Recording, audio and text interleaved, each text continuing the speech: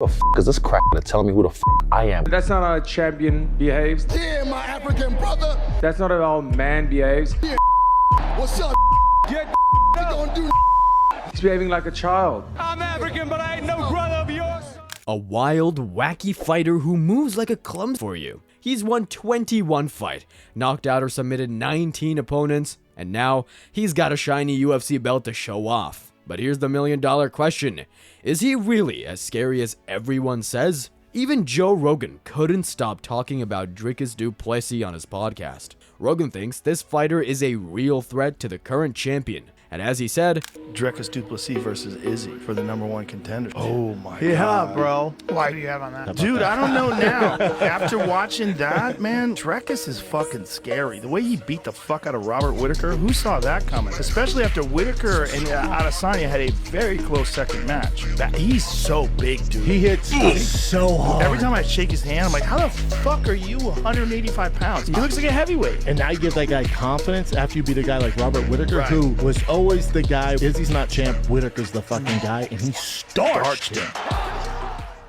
and in a world where most fighters are super smooth and technical, du Plessis is like a tornado in the cage. He's messy, he's wild, but oh boy, the way he beat Robert Whittaker is scary. As it was when he destroyed an opponent with only 8% oxygen intake. Dricus du Plessis fought Robert Whittaker while he was really sick. He had a bad sinus problem that later needed surgery. His coach said du Plessis was only getting 8% of the normal oxygen when he tiny straw. Now, a doctor named Brian Sutterer said this 8% claim might not be exactly right and put du Plessis in line to fight for the title against Israel Adesanya. But here's where it gets spicy. Du Plessis had already started a rivalry with Adesanya before this fight. How?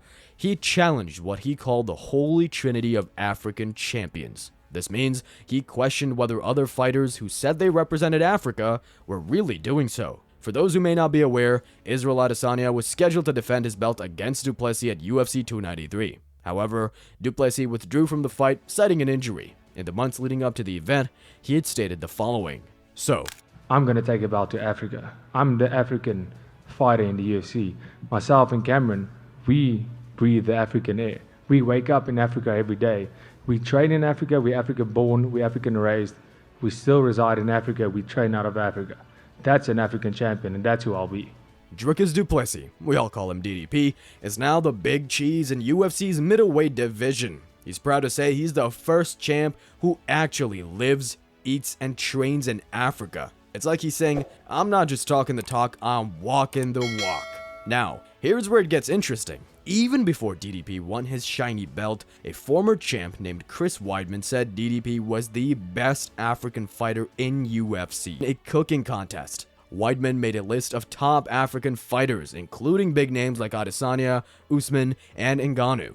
But putting DDP at the top? Whoa, that stirred up a hornet's nest. People online went crazy. One fan said, and I quote, "Now give us a top 5 of Africans who actually fight from Africa." Another one said, I totally agree that DDP is an African fighter, much more than Izzy or Marty, but putting him in #1 just doesn't make any sense. Another one also said, racism written all over this list. But let's get back to DDP. His next big fight will probably be against Israel Adesanya. Now, these two have a bit of a rivalry. It's like two kids arguing over who's the real class clown. The funny thing is, even though they don't get along, Adesanya actually thinks DDP is pretty good at fighting. No, nothing surprised me. He's a crafty little minx, that one. But yeah, literally, this is what I'm saying. Shout out to Dricus for working hard to get that win, doing his thing. But not many was picking him to win, and I was picking him to win for a reason. Dricus du Plessis is like a tornado in the UFC. He's won all 7 of his fights, surprising everyone each time. People keep thinking he'll lose, but he keeps proving them wrong. What makes du Plessis so tough? He never stops coming at his opponents, always is in their face, pushing forward. This makes it hard for other fighters to get into their groove. It's like he's playing a different game than everyone else. Du Plessis doesn't fight pretty. He's not smooth or fancy, but he's really good at making his opponents uncomfortable. Du Plessis doesn't care about looking good. He cares about winning. And guess what? It's working really well for him. Joe Rogan says du Plessis is deceptively tactical. Dricus is fucking scary. And that's a guy who's so big for 85. Dricus looks awkward. He moves different, but that movement and that awkwardness makes him difficult to time. It's like his timing is off. And if you don't have anybody that can imitate that kind of stutter step motion that he does, it's deceptively technical. Deceptively. This means he's smarter in fighting than he looks. It's like he's playing chess while everyone else is playing checkers, but his chess moves look messy. The unusual style gives du Plessis an edge. Even the most skilled fighter have a hard time against him. Why? Because they're not used to his wild, unpredictable way of fighting. For instance, Daniel Cormier used to doubt du Plessis. It's like he didn't think du Plessis was all that special, but now he is. Cormier's singing a different tune. This young man, he has proven time and time again that he's the best, and tonight he got the belt to back it up. He's become a believer in what du Plessis can do. Even though I've been in this game for a long time, that all mixed martial arts doesn't look the same. Sometimes it looks different, and Dricus du Plessis looks different. But as I now have gained an appreciation for his style, I know what it looks like to me now. It looks like a champion of the world. It's like when you try a new food you thought you wouldn't like, but then you love it. That's Cormier with du Plessis now. Then there's Michael Bisping, another UFC star. He's been on the du Plessis train for a while, even before du Plessis won the big title at 297. Bisping was telling everyone how good he was.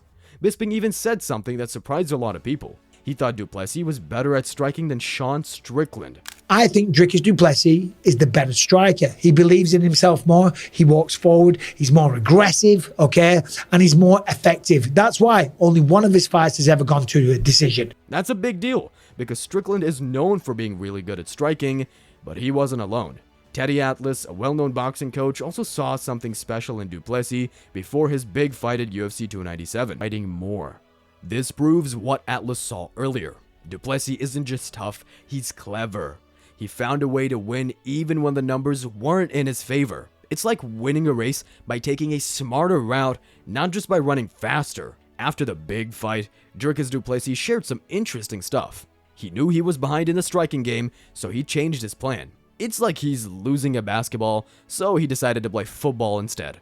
Didn't get any takedowns at all. It's like du Plessis found a secret door in the game that Strickland couldn't see. Many thinks this might be why he lost. When du Plessis heard this, he said he didn't remember any headbutt. It's like two kids disagreeing about what happened in a game at recess.